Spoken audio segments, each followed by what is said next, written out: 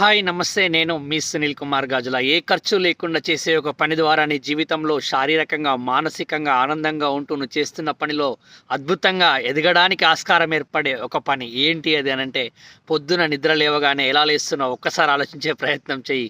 ఈరోజు నుంచి పొద్దున నిద్ర లేవగానే లేచిన వెంటనే అద్దం దగ్గరికెళ్ళి నీ ముఖం నువ్వు అద్దంలో చూసుకుంటూ ఒక 2 నిమిషాలు నవ్వే ప్రయత్నం చెయ్యి. ఎందుకు అంత ఆదుర్దాతో, టెన్షన్‌తో, ఇబ్బందితో నిద్రలేస్తూ ఉన్నావు? అసలు నీకో విషయం తెలుసా? అసలు నిద్రలోనే చాలామంది చనిపోతున్నారట ఈ ప్రపంచంలో. నీకు తెలివైంది నువ్వు లేచావు అనంటే నువ్వు నిజంగా చాలా అదృష్టవంతుడు అనే కదా!